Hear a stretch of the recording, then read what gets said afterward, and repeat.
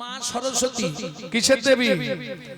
এই কথা নয়, কথা বলছো কেন?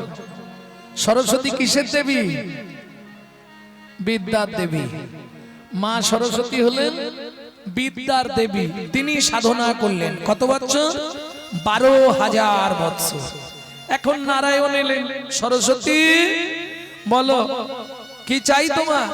বললে প্রভু আমি যেটা চাইবো সবার সামনে বলা যাবে না, ওটা গোপন কথা। এই রে, গোপন কথা শুনলে তো ভয় লাগে। বেশ তুমি বলো, কানে কানে বলো। বলে না প্রভু এখানে তো কেউ নেই, আমি ইঙ্গিতে বলে দিচ্ছি।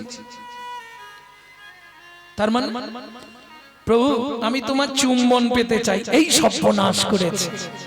আরে আমার ঘরে বউ আছে লক্ষ্মী, সে যদি জানতে পারে না সর্বনাশ করে দেবে। এই নিয়ে একবার ঝগড়া করে লক্ষ্মী আমাকে ছেড়ে চলে গেছিল, আমাকে ভিক্ষা করে খেতে হয়েছে। আর ঝামেলা বাড়িও না বাবা। বেশ তাহলে দিতে হবে না, চলে যাও। নারায়ণ ফিরে গেলেন। আবার সরস্বতী ক্ষীরোদের জলের ওপর পদ্ম পাতা বেশি ভাসিয়ে তাতে বসে সাধনা করলেন 2000 বছর। আবার নারায়ণ এলেন, সরস্বতী কি চাও? বলে একদম খোলামেলা বলছি, আমি তোমার চুম্বন পেতে চাই, অন্য কিছু নেব না। নারায়ণ বলে তাহলে হবেও না, যাও আবার সাধনা করো। আমি চললাম, অন্য কিছু দিলে নেবে না, নেবে না, ঠিক আছে আমি চলে যাচ্ছি। এইবার নারায়ণ চলে যাচ্ছে। চলো ভক্তমণ্ডলী, ভক্তিমতী মায়েরা, এখন ধরুন কোনো ভক্ত যদি কিছু চায়, আমি যদি না দিতে পারি তখন একটা মন খারাপ লাগবে না? নারায়ণ মলিন বদনে ফিরছে। যাইতে যাইতে পথে দেখা নারদের সাথে, যাইতে যাইতে পথে দেখা নারদের সাথে। বলে কেন মলিন বদন, বলে কেন মলিন বদন। নারায়ণ নারায়ণ। প্রভু মুখটা ছোট হয়ে গেছে কেন? কি হয়েছে তোমার? বলে নারদ বিপদ ঘটেছে। কি বিপদ? আরে দেখো না সরস্বতী সাধনা করছে। বললাম তুই কি নিবি? বললে আমি তোমাকে তোমার চুম্বন পেতে চাই। তুমি বলো নারদ আমার বাড়িতে লক্ষ্মী আছে, লক্ষ্মী যদি জানতে পারে একটা কেলোর কীর্তি হবে, মারামারি লেগে যাবে।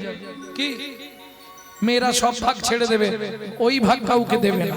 মারামারি বেঁধে গেলে তখন কি হবে? নারদ বলে প্রভু এই সুযোগ ছেড়োনি, তুমি রাজি হয়ে যাও। এটা আবার হয় নাকি? আরে প্রভু শোনো না, তুমি রাজি হয়ে যাও। তুমি গিয়ে বলো সরস্বতী আমি দেবো, বললেই ও উঠে আসবে। আর যখনই ও উঠে আসবে ও সাধনাটা ভঙ্গ হয়ে যাবে। একবার আসনের যোগ ছেড়ে গেলে আর যোগে বসা যায় না। যদি যোগ বিয়োগ হয়ে যায় আর জীবনে যোগ করতে পারবেন না। হবে? পৃথিবীতে যে বিয়োগ হয়ে গেছে আর যোগ হয়েছে? হ্যাঁ, তারপরও চাইলে কি দেব? ও যখন চাইবে আমি কানে কানে তোমায় বলে দিচ্ছি শোনো। নারদ কানে কানে কি বলল? বাবা নারায়ণের হেসে হেসে একবারে পেটে খিল ধরে যাচ্ছে। সরস্বতী বলো প্রভু আবার এলে দেব, চলে দেব। যেই বলেছে দেব সে কি আর দাঁড়ায়? এই সুযোগ ছাড়া যায়? একবারে ছুটি এসে মুখ বাড়িয়ে দিয়েছে, দাও। বলে দেরি আছে, অত তাড়াতাড়ি করলে হবে না, আগে দেখি কেউ দেখছে কিনা কোথাও থেকে। এখন এই কথাগুলো বললে কি হবে? সরস্বতী বিশ্বাস করে নিয়েছে, তাহলে দেবে। বলে এ জন্মে আর হবে না। তার মানে এই যে তুমি বললে দেবো, না না তোমাকে ডেকে বলে দিচ্ছি আগত দাপর যুগে আমি তোমাকে চুম্বন দেব। দাপর অনেক দেরি হয়ে যাবে, এছাড়া উপায় নেই। অনেক চিন্তা ভাবনা করে কথাবার্তা বলে ঠিক করেছি দাপরে তোমাকে চুম্বন দেব। তখন সরস্বতী বলছে প্রভু তুমি দাপরে আমাকে কিভাবে চুম্বন দেবে? বলে শোনো আমি হব ব্রজেন্দ্রনন্দন কৃষ্ণ আর তুমি হবে মধুর মধুর মুরলী। তাই হইব। কিন্তু একটা শর্ত। কি শর্ত? ভালো করে বুঝে নিন। কি শর্ত? ভগবান বলছে একটা শর্ত, যতক্ষণ আমার বামে রাধা না থাকবে ততক্ষণ তোমায় চুম্বন দেব, আমার বামে রাধা যখন থাকবে আর তখন তোমায় চুম্বন দেব না। এটা কি করে হয়? এ তো স্বার্থপরের মতো কাজ হয়ে গেল প্রভু। শোনো, যা বলছি তাই হবে, এর বাইরে কিছু হবে না। সরস্বতী বলে, প্রভু একটা কাজ করা যাবে না কি? তোমার বামে যখন রাধা না থাকবে তুমি আমাকে চুম্বন দেবে, আমি হারাই হারাই বলে বাজবো। আর তোমার বামে যখনই রাধা এসে দাঁড়াবে, রাধা এসে দাঁড়াবে, তখন তুমি আমাকে চুম্বন দিও, তুমি আমাকে চুম্বন দিও। আমি কি করব যেন প্রভু? কি করবে? তখন যুগল নামে বাজবো, যুগল নামে বাজবো, জয় রাধে জয় শ্যাম বলে যুগল নামে বাজবো, জয় রাধে জয় শ্যাম বলে যুগল নামে বাজবো, জয় রাধে জয় শ্যাম বলে তোমার মনোবাঞ্ছা পুরাইব, রাধে জয় শ্যাম বলে মনোবাঞ্ছা বিতাইব, হরি পুরাইব, শ্যাম বলে পুরাইব, শ্যাম বলে তখন যুগল নামে বাজবো। অজানা কিছু জানার জন্য আমাদেরকে ডেকে আনা, তাই তাই। অজানা আছে যাকে, জানিতে হবে তাকে, না জানিলে শেষকালে যাবে তুমি যমলোকে। ভগবান শ্রী বিষ্ণু নারায়ণ বললে, সূর্যদেব তুমি কি নেবে, কিসের জন্য ধ্যান করছো? আমি সত্য যুগে খালি কারা কারা ধ্যান করেছে সেগুলো বলে দিচ্ছি। কি চাই তোমার? বললে, প্রভু জীবনে খুব ইচ্ছা আমি তোমার বুকের ওপর থাকতে চাই। এত জায়গা থাকতে এইখানটাই পছন্দ? ঠিক আছে, হয়ে যাবে। কি করবে প্রভু? আগত দাপর যুগে আমি ব্রজেন্দ্র নন্দন কৃষ্ণ হব, তুমি জন্ম নেবে কোথায়? নিকুঞ্জ কানন। তুমি জন্ম নেবে গুঞ্জ গাছ হয়ে, ব্রজগোপীরা তোমায় তুলে গুঞ্জমালা করে আমার গলায় দেবে। তাহলে সূর্যদেব হলেন গোবিন্দের গলার গুঞ্জমালা। বুঝে নেওয়া গেল? এগুলো সাধনা। কৃত যধ্যায়াৎ বিষ্ণু ত্রেতা, ত্রেতায়াং যজত মাখাই। ত্রেতা যুগে যজ্ঞ করে ভগবানকে লাভ হয়েছে। আচ্ছা, কলিতে যদি আমরা যজ্ঞ বা ধ্যান করি হবে না? ও মায়েরা, কলিতে দুটো কারণে আপনি ধ্যান করতে পারবেন না, অন্য কোনো কারণ নেই, দুটো কারণ। সেই দুটো কারণ কি কি জানেন? চিত্ত চঞ্চল দেহ দুর্বল, তো চঞ্চল দেহ দুর্বল, ও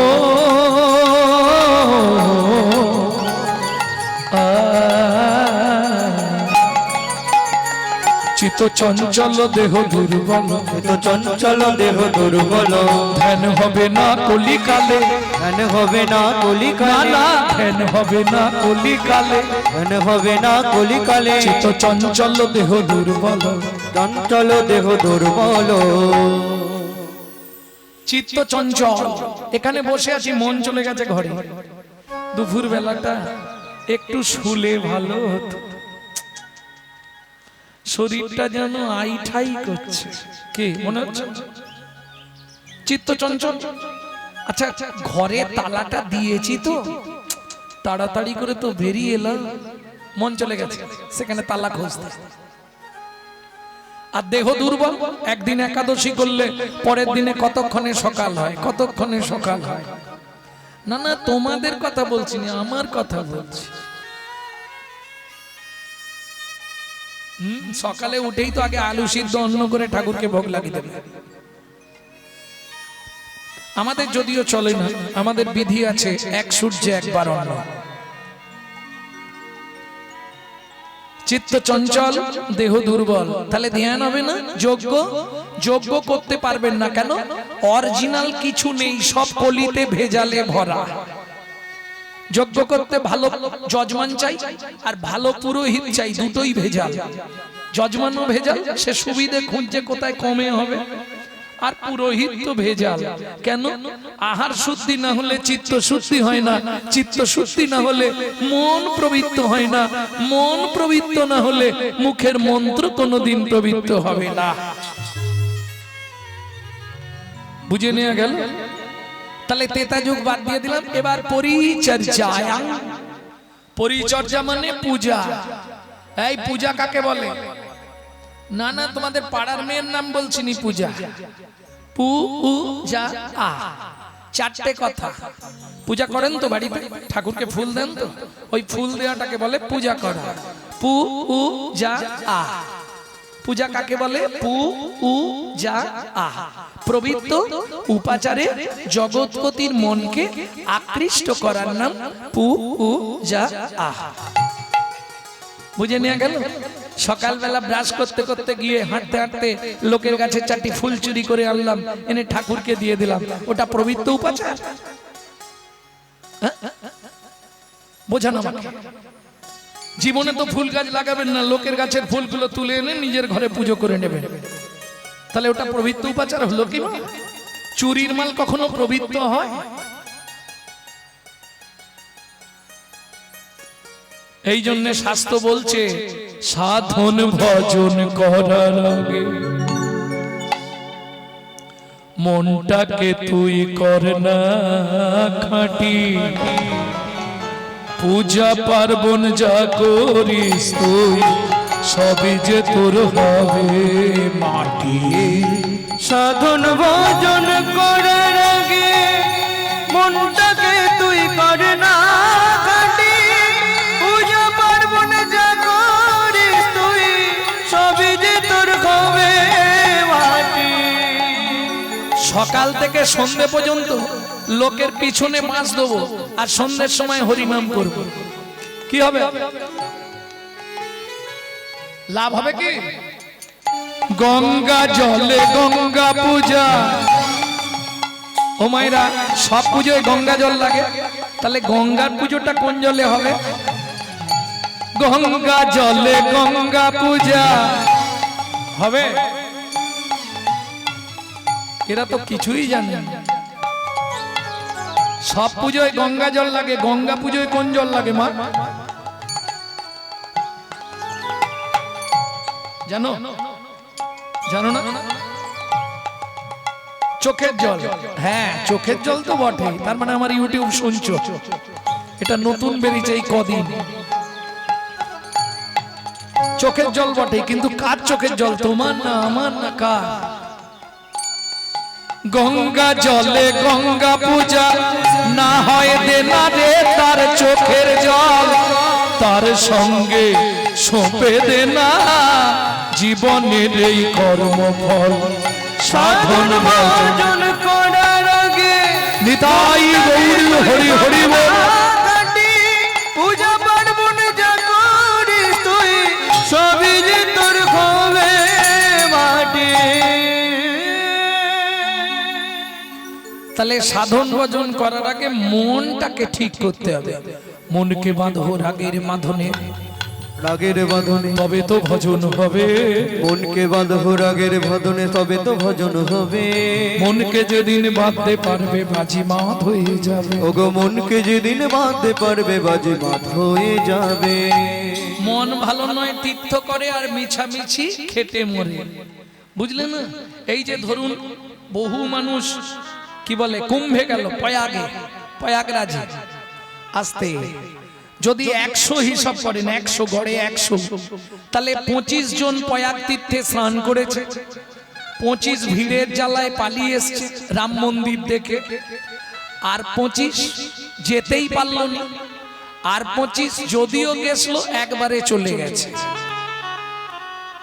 100 হিসাব বললাম,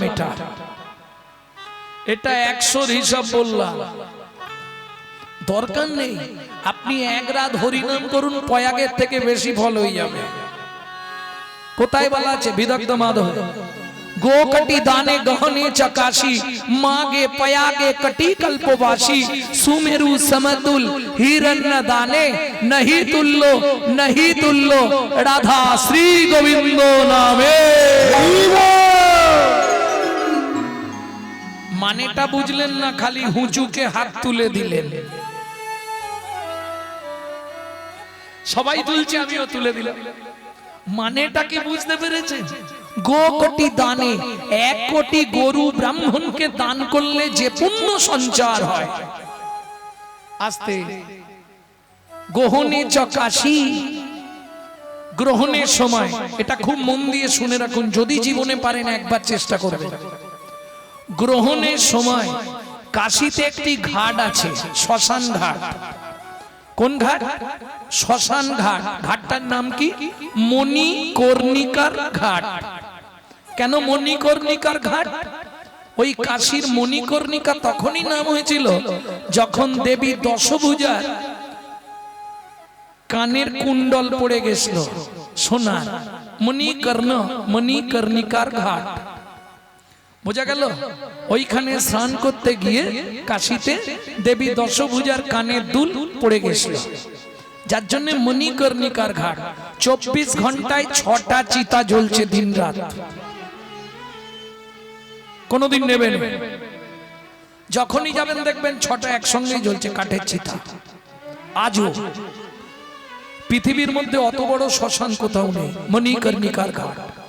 এইবার শাস্ত্রে একটি জায়গায় বলা আছে, চন্দ্রগ্রহণের কালে কেউ যদি, বা সূর্য গ্রহণের কালে কেউ যদি মণিকর্ণিকার ঘাটে স্নান করতে পারে, তার 7 জন্মের পাপ চলে যায়।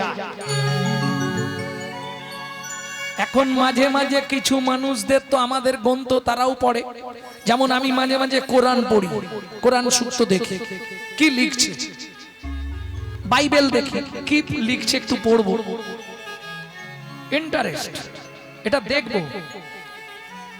তা পড়লে জানতে পারবেন সব ধর্মের মূল কথা কিন্তু একটাই, জীবকে দয়া করো।